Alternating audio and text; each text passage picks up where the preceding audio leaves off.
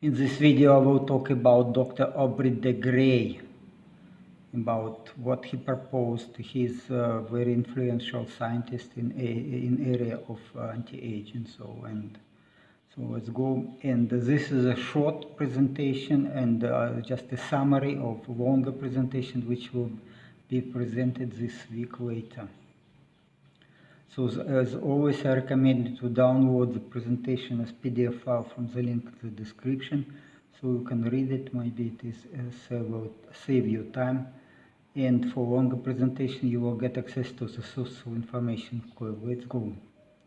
Living a long, happy life is a dream for many people, but it is not without its challenges. Aging leads to physical decline, cognitive impairment, and higher risk of chronic diseases, infections, and physical and emotional suffering.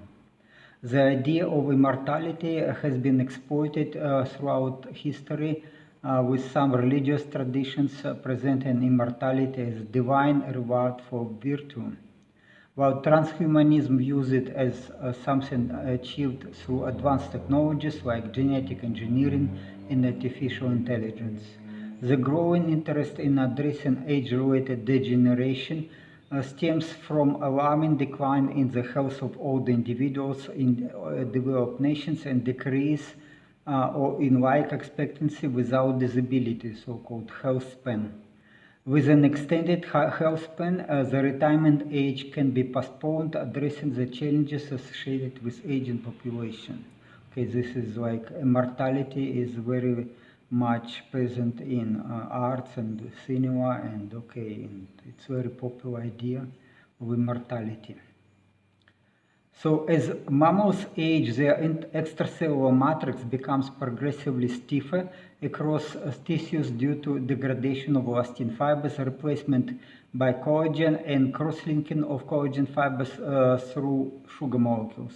The stiffening leads to multiple signs of aging, such as wrinkled and sagging skin, hypertension, reduced lung capacity, nocturia, muscle stiffness, chronic tissue hypoxia, and elevated oxidative stress. Advanced glycation end products are harmful byproducts of glycation. Some advanced glycation end products cause inflammation and cellular dysfunction, while others accumulate over time and permanently alter tissue elasticity. Elevated blood sugar levels accelerate protein deglycation and extracellular matrix stiffening. So following a ketogenic diet and intermittent fasting may lower the blood sugar levels and slow down aging. Okay, so it's again this accumulation of advanced glycation products have disastrous consequences on health. Stiffening of arteries leads to chronic hypoxia and an increase in chemically active oxygen-containing substances called reactive oxygen species. And oxidative stress is the situation when the reactive oxygen species are produced in excess in comparison to the body's ability to neutralize them. Reactive oxygen species attack the lipids and also not only proteins but also lipids, and or maybe first of all lipids, and polyunsaturated fatty acids in cellular membranes, producing advanced lipoxidation end products. Mitochondrial membranes and mitochondrial DNA are especially vulnerable to oxidation and damage, leading to mitochondrial dysfunction and the transition of healthy cells into senescent cells. Long-term presence of senescent cells contributes to chronic inflammation. Long-living animals have mitochondrial membranes that predominantly contain monounsaturated fatty acids and saturated fatty acids, while short-living wild mice have these membranes with 10 times more polyunsaturated fatty acids. So again, consumption of polyunsaturated fatty acids is not healthy. Okay, so it's again indifference or opposite of to the recommendation of the medical professionals to consume polyunsaturated fatty acids. Okay, as we see, normal cells in conditions of this oxidative stress, they can go to apoptosis and actually die out, first to senescence and then to apoptosis. Oxidated lipids and advanced lipoxidation end products can react with protein, forming lipofuscin, a byproduct that cannot be digested in lysosomes and of the cells. And natural antioxidants, particularly glutathione and melatonin, are important to lowering the levels of reacting oxygen species, but their levels in the body of these antioxidants decline with age. Macrophages and leukocytes are supposed to clean up harmful waste substances, but they don't have the enzymes to break down oxidized lipids and lipofuscin. So these immune cells accumulate the junk in their lysosomes, turning into foam cells. Then also they secrete inflammatory molecules and eventually go to apoptosis. So this process contributes to atherosclerosis plaque growth. I was talking a lot about this in my previous videos. And in 2002, Dr. De Grey proposed enhancing macrophages' lysosomal function by introducing microbial enzymes for junk cleaning, which is a pillar of his broad position to combat aging and age-related diseases. Okay, so it's again the lipid peroxidation and accumulation of reactive oxygen species, and also advanced oxidation, advanced glycation end products damage cells and actually leads to cell death. Dr. Aubrey David Nicholas Jasper De Grey is a British biomedical gerontologist known for his work on biology of aging. He co-founded the Strategies Engineering Negligible Senescence Research Foundation in 2009, which aims to develop and promote regenerative medicine aimed at combating diseases and disabilities in aging. In 2012, Dr. De Grey inherited more than $16 million American dollars, donating $13 million American dollars to this foundation. In 2022, he founded the Longevity Escape Velocity Foundation, which launched a project focused on robust mouse regeneration. Why mouse? Again, it's I believe crazy, but whatever. He also played a key role in establishing the Healthspan Action Coalition. Dr. De Grey also explored the role of protein glycation in aging and the potential of microbial enzymes to clear harmful accumulation of this advanced glycation end products in human body. Okay, this is a picture of his staff in the SENS foundation, and yeah, I don't know, I would never put even one cent to such people. So I don't see any people. They are hired according to the DEI regulations, and again, this is crazy, absolutely crazy. So inspired by his ideas in 2018, I started production of analog of the shilajit, known as all-healing remedy and potent anti-aging compound.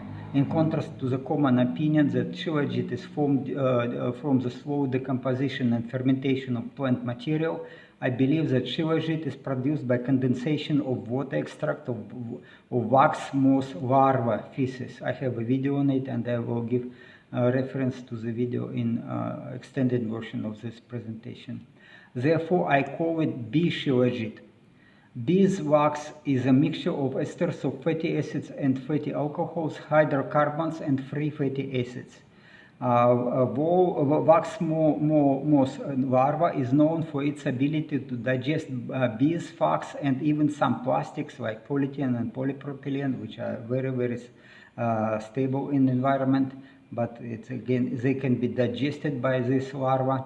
And due to the presence of gut bacteria and fungi in the gut, and that produce enzymes to break down wax and complex polymers. In a small trial, I demonstrated that enzymes in wax moth larva feces improving cardiovascular health and reduce the development of atherosclerosis. Okay, this is how the shilajit looks like. Normally it is in mountains mostly, and it has about 30% of by weight of water dissolvable substances, and the rest is some just dust. So after success in radical reduction of systolic blood pressure by the microbial enzymes and B shilajit, I tried but failed to find financial support for clinical trials of this remedy and for the development of microbial enzymes to remove junk in the form of advanced glycation end products.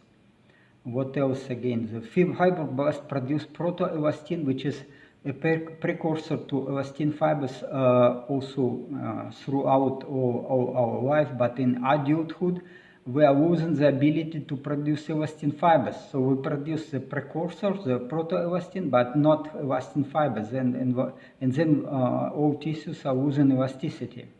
So it is not clear why it happens, why we cannot produce elastin fibers. I have some ideas how to boost elastin fibers and hyaluronic acid production in old age, but they are not yet verified. For now, I believe that the most promising long-term solution for rejuvenation might be combinational therapies including senolytics, enzymes,